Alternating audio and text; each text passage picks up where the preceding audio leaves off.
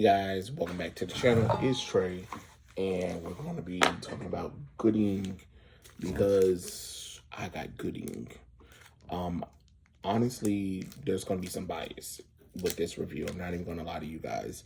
I really wasn't excited for this book, honestly.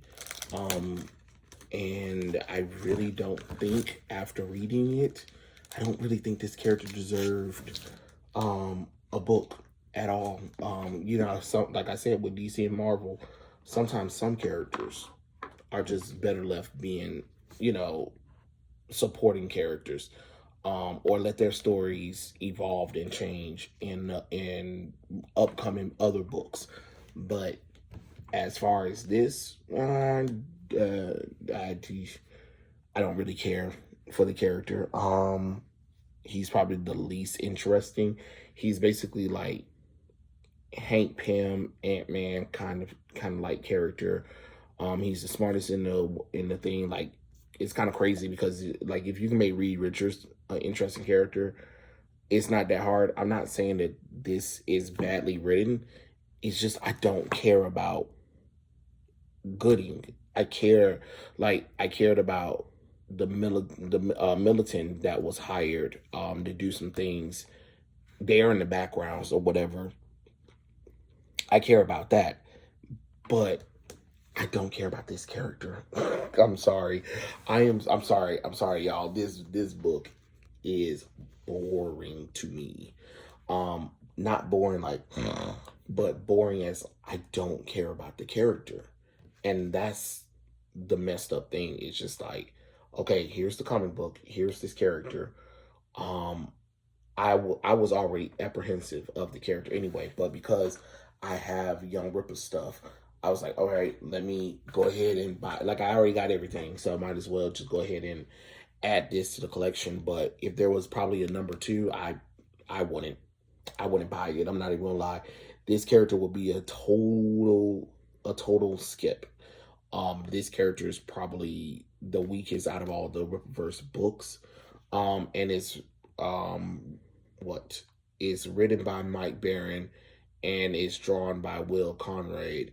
But I'm sorry, this is just a no for me, Eric. I'm sorry, everybody at the Rippaverse. This book right here is a no for me. I tried. I really did try to give this I mean, I did give it a chance because I brought it. So see, look, I brought it. It's not like I'm not, you know, I'm not buying the book or whatever. But as far as like, would I pick up the second book if it came out? No, not at all. If you ask me, do this character deserve a second book? No, not at all. Let him just be a supporting character in other people's books. Let him just show up in other books, because right now, no. I'm just gonna tell you straight up, as a person who's been reading all the Rippaverse stuff, no. This is probably the weakest one, next to Isom 2. Then you got Isom, and then you would have Alpha Core, and then you have Yaira. That's the order of, like, from least to best. You get what I'm saying? Because Yara is number 1 anyway. Alpha Core is number 2, and then Isom number 1, Isom number 2, then this. I'm sorry, Mike Barron. I'm bored. I was bored with this book. I'm not even gonna lie.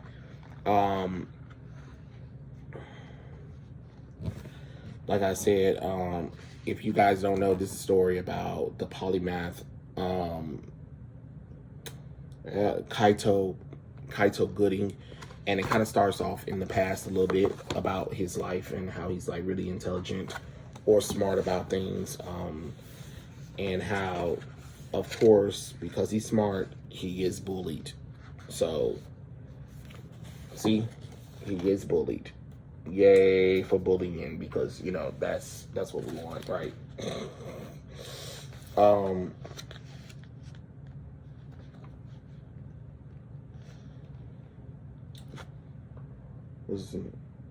What's that girl name?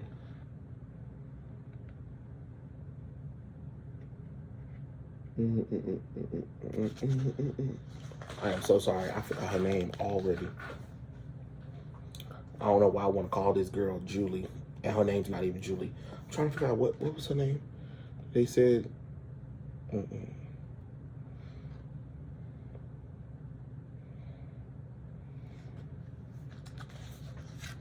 I'm trying to figure out what's her goddamn name. Why can I not? I don't even remember. Did they even say her name? I feel bad. Hold on. Give me a second. I read it and I cannot think of her name worth anything. Gina. Yes, Gina's her name. Gina and Kaito, they're friends in high school. And a couple of times he keeps getting hit by the bully. She's saying, "Why? You gotta stand up for yourself." And then he said, "Don't worry, next time it'll be something fierce." And of course, you know, he gets thumbtacks. The kid swings at him again and busts his hand. And then, of course, we jump 4 years later. Kaito is valedictorian. He's graduating from high school, and of course, he gets an offer to work at what's his name? Ross Broadwick from Hartman University comes to talk to him about it, and he was like, "Hey, we got a science scholarship we want to offer you, and we think that you have some good things going on." And he's a representative of also Madwire. And then, of course, we jump to Fort Dixon, Lorraine, Texas. So we pick up with these two military guys training and fighting or whatever. See?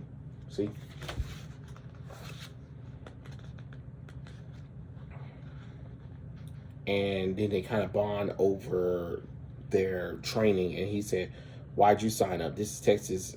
This is my country, and I want to give it back to it. You? I just want to kill people." Oh, okay. Let me see. Did they even say their name? See, that's what I'm saying. I'd be like trying to remember these characters' name, but I don't remember. Hodgers and I believe Eric are their names. Hodrick and Eric, I believe. But yeah, they talk about it, and then of course Gina and the polymath Kaito, they return.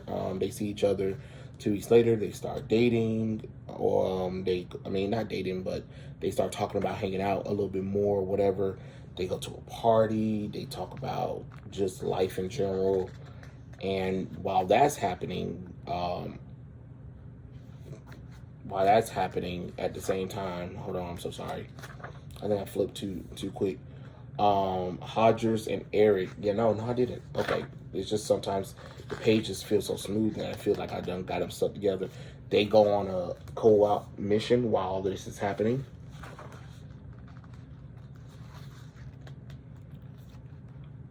And they kill them, and then I guess all of a sudden, because they got caught or whatever, the court sentenced them to 12 years of hard labor. So they went to Camp Terrigan Marine Corps base camp, and basically a security guard say, "Hey, like, you ever heard of Protocol Inc., the international military contract?" "Well, yeah, because, well, we want you guys." And they was like, "But you got to get out of jail in order for us to get y'all." And they kind of set up everything, so they go and take a private plane. See, look. And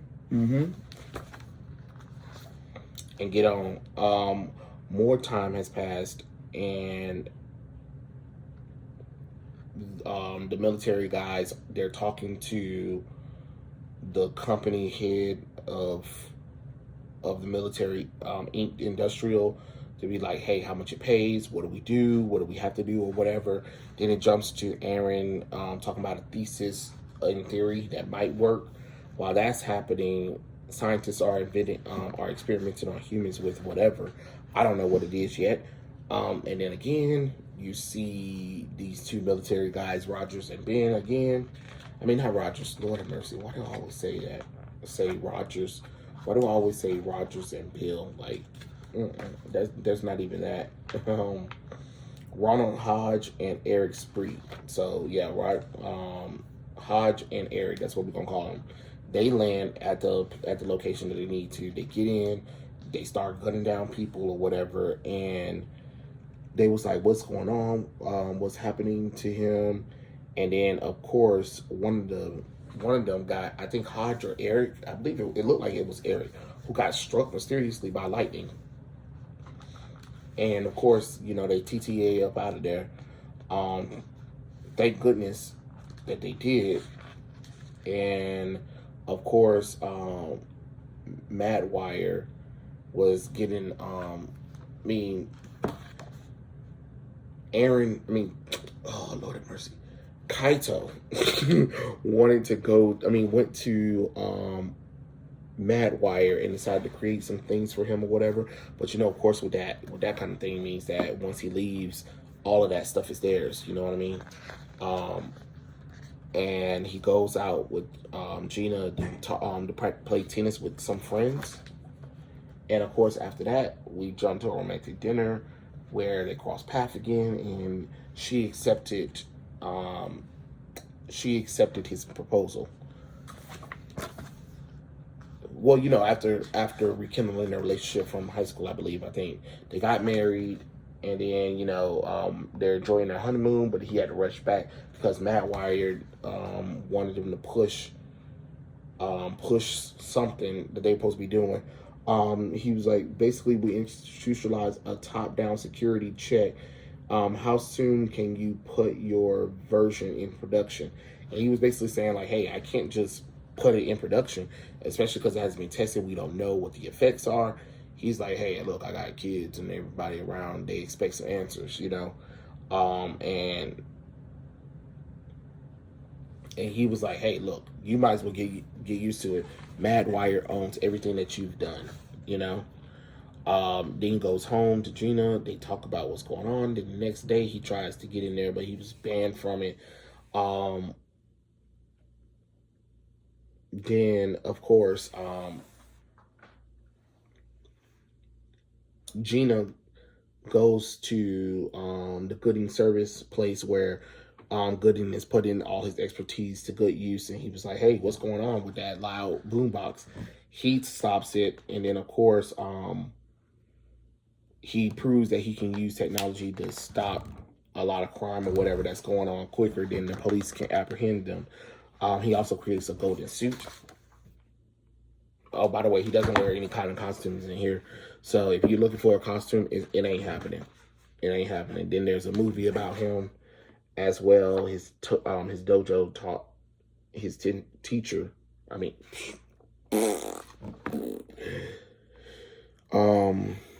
okay, so Kaito gets.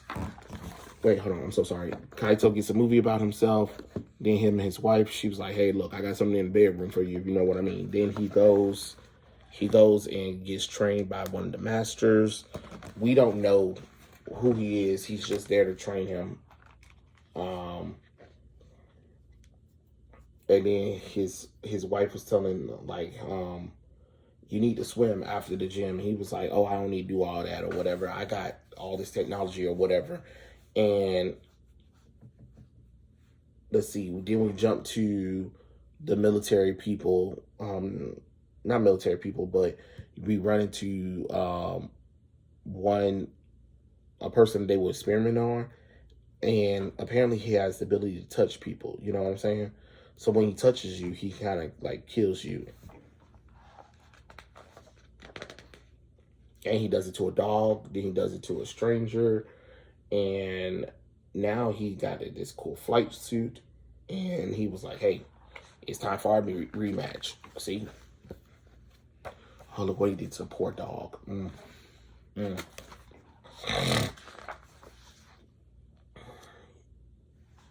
of course, he tests out lightning as well to see where that's going.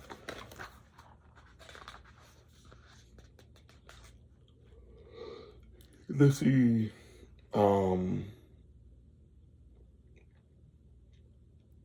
Let's see. So, Gooding's assistant was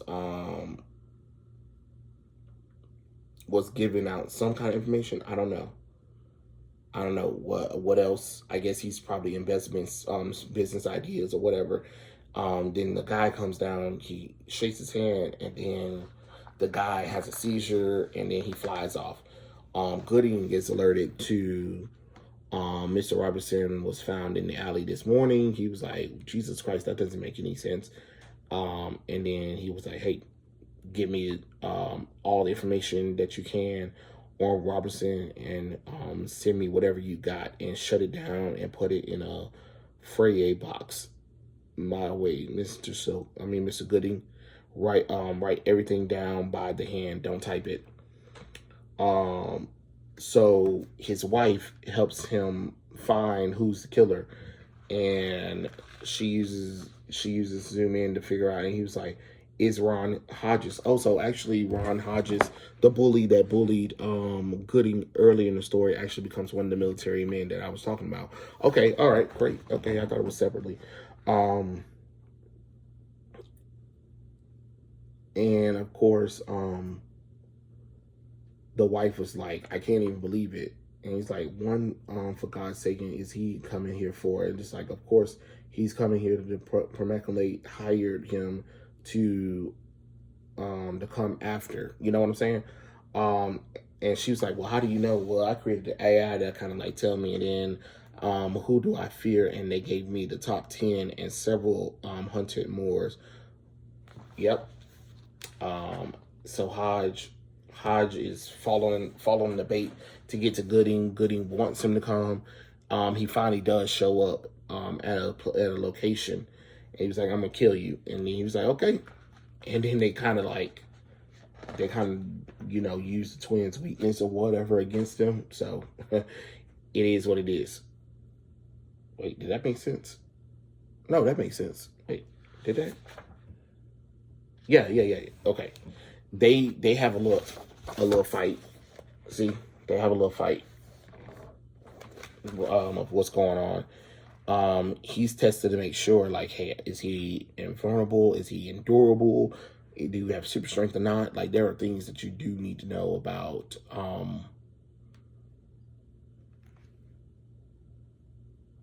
Damn it. I hate when I have the damn thought and then in the middle of the sentence the whole thought gone. But anyway, they have this little fight. They talk. They kind of fight out or whatever, and it looks like Ron is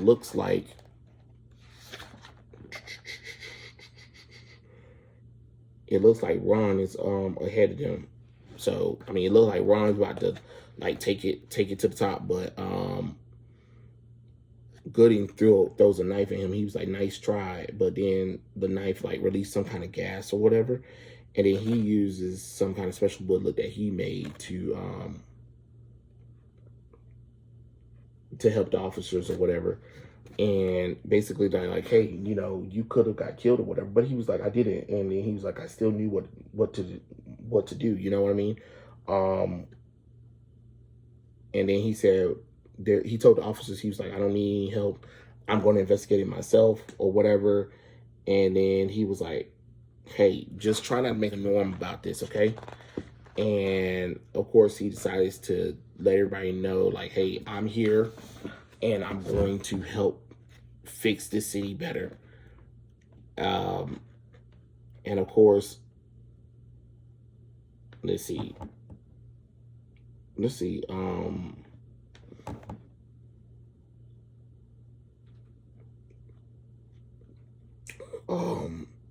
There's a Texas Ranger. I'm so sorry. There's a Texas Ranger towards the end. He's the one who get out Hodges.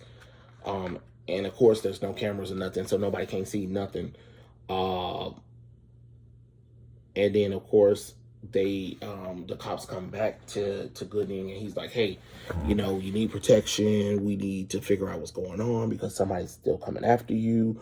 We don't know, and we just want to make sure that we can bring our children here without having to deal with the nonsense. You know what I'm saying? So I don't know. We'll see. But pretty much that's what it is. He was like, hey, no, I'm good. Oh, sorry. He was like, I'm good, honestly. So it is what it is. And then that's just how the story goes. Honestly, like I said, this was probably the worst one I was more interested in the militant aspect of it. Like, I think those two are going to be major threats that Gooding's going to have to deal with on a basis, maybe. But other than that, I mean, it was something. But if you're going to ask me again, would I get a second one? Hell no, no. This book was just it's just, I think like I said, it's just there because I have a habit of buying all the Rippaverse comic books, so it is what it is. We all learn our lessons, but I really don't have much to really say. Score wise, I would definitely give it to 7. Let's see, I would give it a 7 out of 10. Yeah, I think 7.5 out of 10 because the artwork is great. It's just that the story is just like I don't care. You know what I mean? And that's the problem with this one right here, the Polymath. It just feels just so generic. But hey, it is what it is. So, however,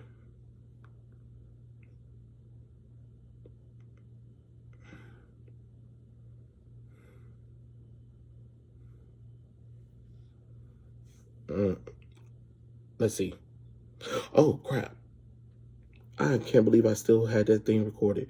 I thought I had it. Oh Lord have mercy. You can tell I am having a brain fart right now. I am so sorry, y'all. But like I said, I think it's because I'm a little biased. Well, I mean, I kind of didn't think this character needed one. If anything, I would want to see that team that Eric introduced in the first book, Norfolk's. I would have preferred them getting the book before Polymath. You know what I'm saying? Like you're giving a book to a character that I didn't ask for, or wasn't even a breakout character, honestly, in ISO #2. So if anything, you should have gave it to the Norfolks. Like I would have loved to see that.